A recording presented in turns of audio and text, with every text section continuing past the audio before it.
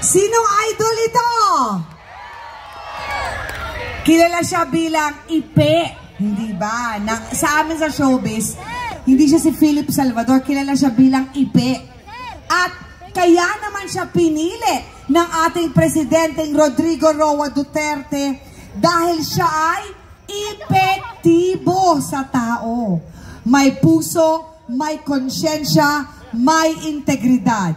Handa na siya sa kanyang pangalawang yugto, sa kanyang buhay na magsilbi sa tao. Yan si Ipe. Epektibo sa tao, epektibo sa Senado. Numero 58 sa balota, Philip Ipe Salvador. Totoo ang puso. Hey, hey, hey, hey, hey, Mr. Epektibo, Kuya Ipe sa Senado, Mr. Epektibo, Philip Salvador. Tayong lahat. Mr. Epektibo, ang kuya natin sa Senado. Philip Salvador, ating senador, Senador Ipe, Mr. Epektibo, Mr. Epektibo, kakampi natin sa Senado. Magandang gabi po sa ating lahat. Parapatin niyo po sa Ilocano, amok mag-Ilocano, basit laing, alam ko iba ang salita niyo dito, pero alam ko maintindihan niyo. Naimbag nga rabiyo, amen na po. Idol! Kamusta po kayo, Magaldan? Alam niyo po, unang-una ako nagpapasalamat sa Panginoon Diyos. At nakarating ako dito ngayong gabi. Actually, kanina pa ho ako dito, nagmo-motorcade. Pangalawa po, nagpapasalamat ako sa sariling inyo kay Atty. Raul Lambino. Ang hina naman niya. Atty. Raul Lambino. Konti pa. Atty. Raul Lambino. Yan ang mga kababayan niya.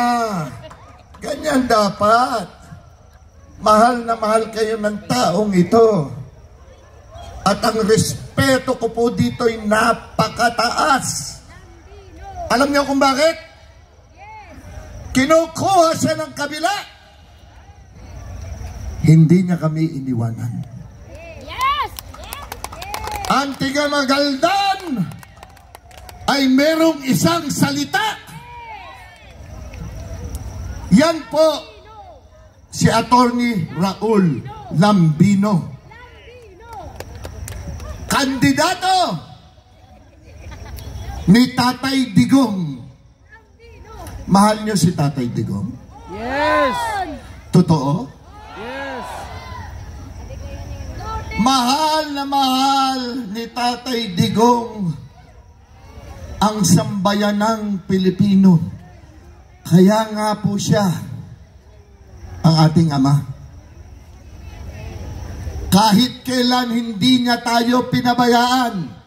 Sabi niya, hindi ko man kayo napaligaya, pero ginawa ko namang komportable ang inyong mga buhay. Tama? Mali? Tama!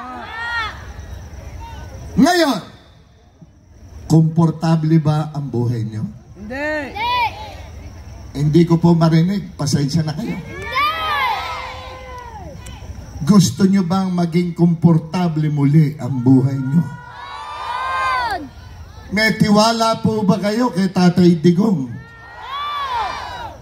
Kung may tiwala kayo kay Tatay Digong, edi meron din po kayong tiwala sa Duterte. Mahina na naman. Kung may tiwala po kayo kay Tatay Digong, di may tiwala din po kayo sa Duterte. Pagkatandaan nyo po ito.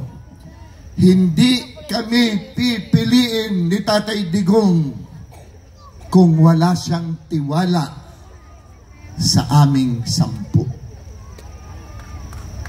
Kaya kami ang pinili niya dahil alam niya na kapag kami pinanalo ng Panginoon at pinanalo niyo kami, masisiguro niyang maipagpapatuloy namin lahat ang kanyang naiwanang laban para sa sambayan ng Pilipino. Tatay Digong, sana umaabot kami sa iyo dyan sa Hague para malaman mo lang kung gaano ka namin kamahal, kung gaano ka namin namimiss. Ang Duterte po, sa pangunguna ng 2 re-electionist namin na matibay dahil sa lahat po ng survey, number 1 at number 2. Una, si Mr. Malasakit na ang tanging bisyo ay magserbisyo. Senator! Sino po? Senator! At ano ang kanyang bisyo?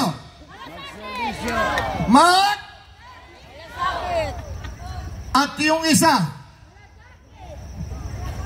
itaganyo sa bato, ipagpapatayang kayo.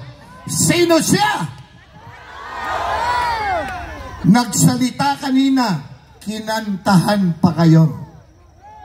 Galing kumanta, no? Di ba? Magaling ng tao, magaling ng leader, magaling ng senador, magaling pang kumanta, nakakainggit. Sampol! Ha? Oh, mamaya na yan. Ako nga, may sorpresa sa inyo ngayong gabi.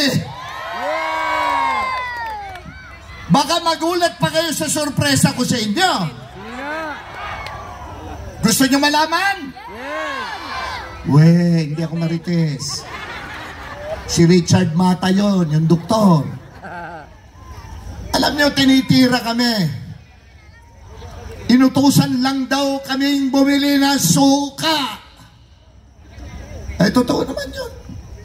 Bumibili naman kami ng suka. At ibinibigay namin sa kapwa namin tao, kapwa Pilipino, para sumarap naman ang ulam nila. Hindi po kami madamot.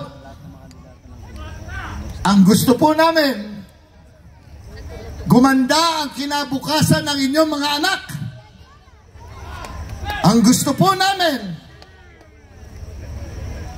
hindi manatiling mahihirap at pinakamahihirap na Pilipino.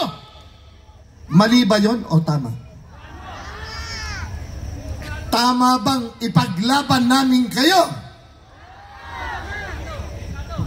Magpapabudol pa ba kayo ulit? Totoo? Opo. O, tatanungin ko kayo. Kanina, yung tiga-bundok, bumaba ng bundok, para lang makarating dito at maabot kayo. Kinantahan pa kayo 3 beses. Si Jimmy Bundok, boboto niya? Yung totoo galing sa puso, boboto niya? Ano numero ni Jimmy Bundok? Ano? Alam nga, swerte talaga nitong poging utol ko. Natatandaan talaga. Yung una nagsalita kanina, hindi tiga Pangasinan yun. Hindi Ilocano. Siya po'y Ilonggo. Si Atty. J.P. Hillo. Abogado.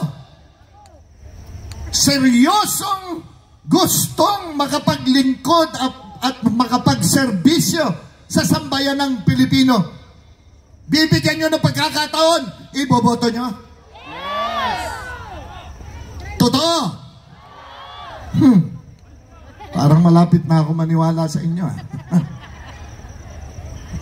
Ngayon, yung isa pang nagsalita dito kanina, na abogado rin. Para sa akin, pinakamagaling na mambabatas na nakilala ko na nasa Kongreso na ngayon ay magiging senador. Kalibre 38. Sino siya? Sino? Marcoleta! Rodante! Marcoleta! Iboboto nyo? Yun, totoo! Galing sa puso? Uy, talagang malapit na ako maniwala sa inyo. Isa pa, maisog, abogado rin, laging nakaitim, diretsyon kung tumayo, guwapo din, matapang din, Atty. Vic Rodriguez. Boboto nyo? Oo! Ano numero? 56! Ha? 56! Parati nila akong inaapi. Yung kabila. Ano daw ba gagawin ko sa Senado? Hindi naman ako abogado. Eh, puro abogado yung pinakilala ko sa inyo, di ba? Oh, ano pa ang ikaka-nervous ko? Eh, lahat ito, magagaling na abogado. Pinagmamalaki ko. Yung sariling inyo nga eh. Si Raul Lambino, international lawyer. Oh, proud ba kayo kay Raul Lambino? Ako, proud ako sa kanya. Proud ba kayo kay Atty. Raul Lambino? Ang tanong ko ngayon sa inyo, boboto nyo? Yes! Ang hina naman. Pwede ba, iboboto nyo ba si Raul Lambino? Yes! Nakita nyo? Ang tatatag ng mga abogado kong kasama. Tapos binibira pa ako? Ako hindi doktor.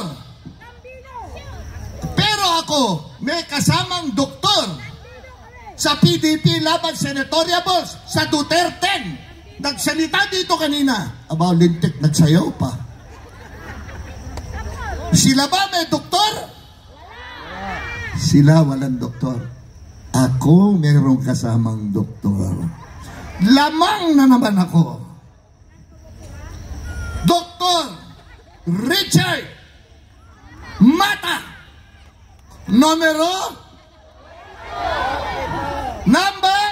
42! Boboto niya? Boboto niya? Oo! Brother, binobola mo ko. Boboto mo. Ikaw, yung nakakamiseta at saka sombrero. Boboto mo. Si Richard Mata, boboto mo. Gusto ko, iboto mo. Alam mo kung bakit? Alam mo kung bakit? Kaya lang gustong maging senador talaga niyang taong yan dahil gusto niyang gumamot ng pinakamahihirap na mahirap na libre, walang babayaran. Boboto niyo si Richard Mata? Oo! Magaldan! Oo! Gusto ko marinig! Mata! Oh, nakita mo na, Richard Mata, kung nasan ka man. Nandito ka pa! Halika dito! Halika dito! Umakyat ka rito! Umakyat ka rito! Yan ang gusto ko sa iyo, di mo ako iniiwanan eh. Halika dito! Richard Mata! Ang gusto lang dito, gumamot ng libre sa pinakamahihirap na mahirap. Gusto nyo o ayaw nyo? Panalo ka na. Panalo ka na. Okay. Palakpakan nyo, Richard Mata. Oh, wala silang doktor. Sila ba meron tigapagdasal? Ha! Wala sila dyan! Ako meron. Sino nagdarasal para sa amin at para sa sambayanang Pilipino? Pastor Kibuloy! Sino? Sino? Pastor Apollo? Walang tigil po sa pagdarasal yan. Kaya po kaming lahat ay malakas. Kaya po kaming lahat ay hindi napapagod. Dahil sa pagdadasal niya para sa amin. At sa pagdarasal niya para sa ating inang bayang Pilipinas. Ano numero ni Pastor Apollo Kibuloy? 50? Boboto niyo?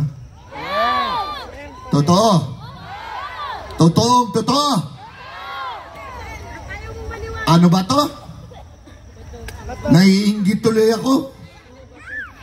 Lahat sila iboboto nyo. Pati ikaw. Paano naman ako? Kasama kayo. Ako ba iboboto nyo? Ito ang tandaan ninyo. Ito ang aking last hurrah. Nagawa ko na lahat sa buhay ko. Nang dahil sa inyo, naging superstar ako. Nang dahil sa inyo, naging box office ako. Box office king. Nang dahil sa inyo, pinagbutihan ko. 27 beses ako nanalong best actor para sa inyo. At ito lamang gabing ito ang aking pagkakataon upang makapagpasalamat sa suportang ibinigay nyo sa akin noon. Maraming salamat po. Ngayon, Magaldan, ito ang huling bugso ng aking buhay. At gusto kong ibuhos sa paglilingkod at pagbibigay ng tamang serbisyo sa sambayanang Pilipino. Tutulungan niyo po ba ako? Magaldan! Alam kong mahal niyo ang ating bansa. Lognok.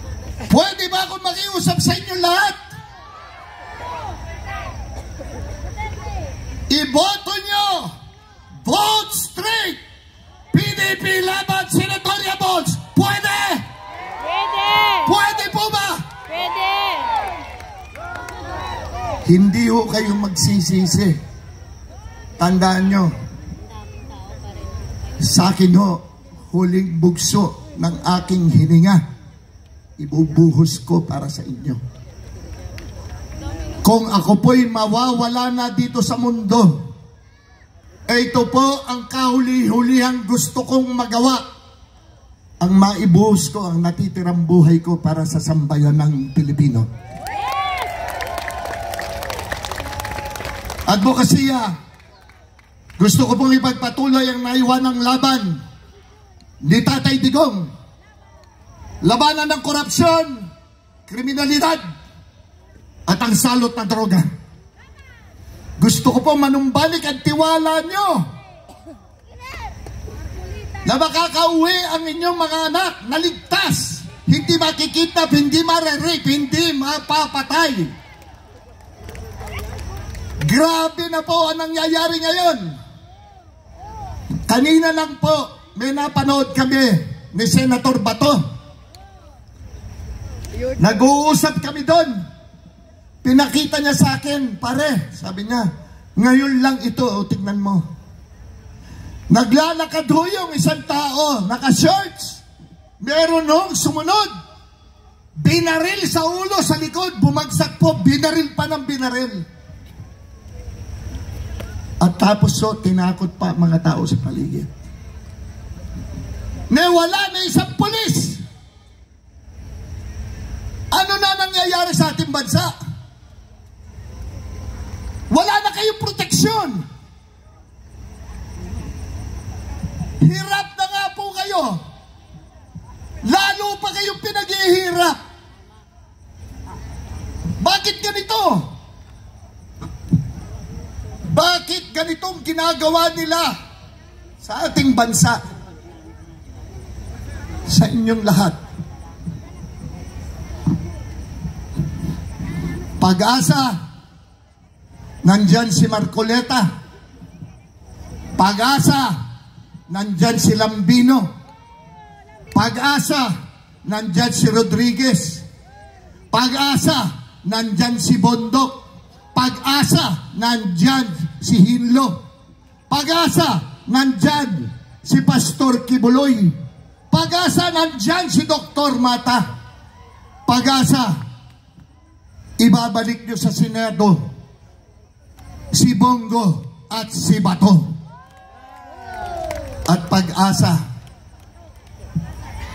si Philip Salvador. Dahil ang laban nyo, sambayanang Pilipino, ay laban ko. Tandaan nyo po yan. Ako po si Philip Salvador, hindi abogado, hindi doktor, hindi engineer. Ako'y isa lamang artista.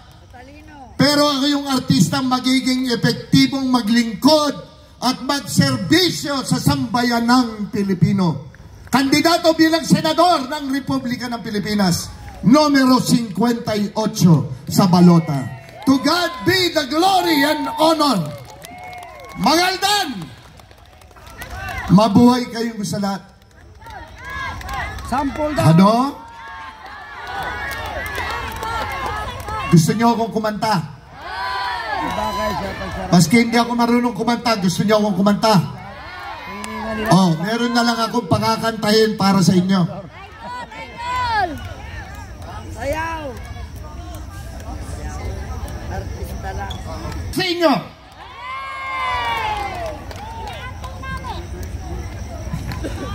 Mahal niyo si Philip Salvador? Yes. Totoo? Promise? O meron akong sorpresa sa inyo. Mahal niyo si Bad Boy?